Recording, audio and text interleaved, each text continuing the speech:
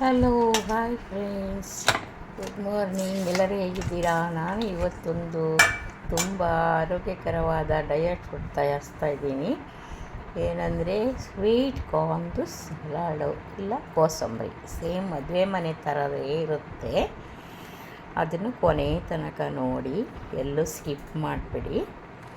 ಇದು ತುಂಬ ಹೆಲ್ದಿನೂ ಹೌದು, ಬ್ರೇಕ್ಫಾಸ್ಟಾಗೂ ಉಪಯೋಗಿಸೋದು. ಡಯಟ್ ಮಾಡುವವರು ಮಧ್ಯಾಹ್ನ ಲಂಚಿಗೂ ಸಹ ತಿನ್ಬೋದು. ತುಂಬ ಚೆನ್ನಾಗಿರುತ್ತೆ. ಸ್ವೀಟ್ ಕಾರ್ನ್ ಅಂತೂ ಬೇಡ, ಏನೇನೋ ಮಾಡ್ಬೋದು. ಅದರಲ್ಲಿ ಒಂದಿನ ಪಕೋಡ ಮಾಡಿ ಹಾಕಿದ್ದೀನಿ, ಕಾರ್ನ್ ಪಕೋಡ. ಹಾಗೆ ಒಂದೊಂದಾಗಿ ಮಾಡ್ತೀನಿ. ಇವಾಗ ಇದನ್ನು ಡೈರೆಕ್ಟ್ ನೀರಲ್ಲಿ ಬೇಯಿಸಬಾರ್ದು, ಹವೆಯಲ್ಲಿ ಬೇಯಿಸಬೇಕು. ಸ್ವಲ್ಪ ಕುಕ್ಕರ್ ತಳಕ್ಕೆ ನೀರು ಹಾಕಿ ಒಂದು ಪ್ಲೇಟ್ ಇಟ್ಟು, ಆಮೇಲೆ ಇದಕ್ಕೆ ಸ್ವಲ್ಪ ಒಂದೇ ಒಂದು ಸ್ಪೂನ್ ನೀರು ಹಾಕಿಬಿಟ್ಟು, ಉಪ್ಪು ಹಾಕಿಬಿಟ್ಟು ನೀಟಾಗಿ ಬೇಯಿಸಿ ಆಯಿತು. ಮೆತ್ತಗಾಗಿದೆ ನೋಡಿ. ಇವಾಗ ಒಂದು ದೊಡ್ಡ ಬೌಲ್ಗೆ ಹಾಕ್ಕೊತೀನಿ. ಇದು ತಣ್ಣಗಾಗಿದೆ.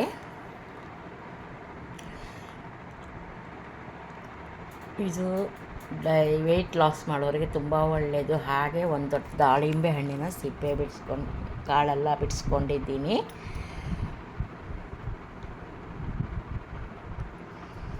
ಹಾಗೆ ಒಂದು ಕುಕ್ಕುಂಬರ್ ಇದೆ, ಅದನ್ನು ಸಹ ಸಿಪ್ಪೆ ತೆಗೆದ್ರೂ ತೆಗಿಬೋದು, ಇಲ್ಲ ಅಂದರೆ ಬಿಡ್ಬೋದು. ನಾನು ಮೇಲ್ಮೇಲೆ ಸ್ವಲ್ಪ ತೆಗೆದಿದ್ದೀನಿ, ತುಂಬ ಎಳೆದಿತ್ತು. ಹಾಗೆ ಒಂದು ಅರ್ಧ ಕಪ್ಪು ತೆಂಗಿನ ತುರಿ, ಹಸಿಕಾಯಿ ತೆಂಗಿನ ತುರಿ ಹಾಕ್ಕೊಂಡಿದ್ದೀನಿ.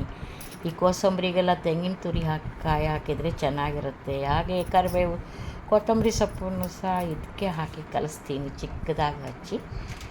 ಇವಾಗ ಒಂದು ಸ್ವಲ್ಪ ರುಚಿಗೆ ತಕ್ಕಷ್ಟು ಉಪ್ಪು.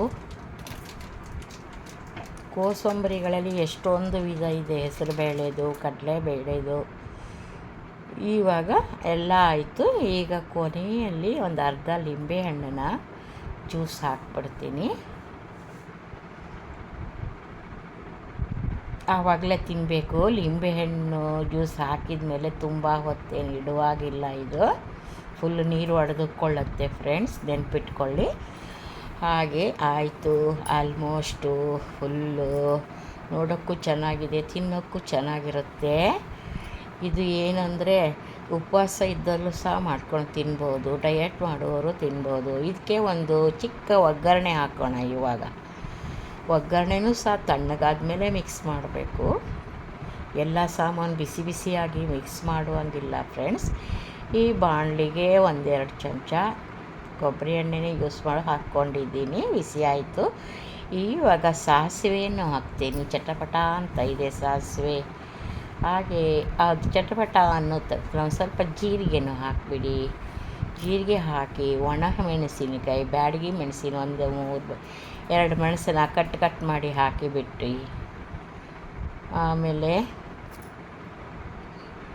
ಇವಾಗ ಇದು ತಿಂತಾ ಇದ್ದರೆ ಮತ್ತೆ ಬೇಕನ್ನಿಸುತ್ತೆ, ಆ ಥರ ಕರಿಬೇವು ಹೆಸಳು ಎಷ್ಟು ಹಾಕ್ತೀನಿ. ಆಯಿತು, ಎಲ್ಲ ಈಗ ಮಿಕ್ಸ್ ಮಾಡಿ ಆಯಿತು. ಈಗ ನೋಡಿ, ಕೊನೆಯಲ್ಲಿ ಮುಗಿದೇ ಹೋಯಿತು.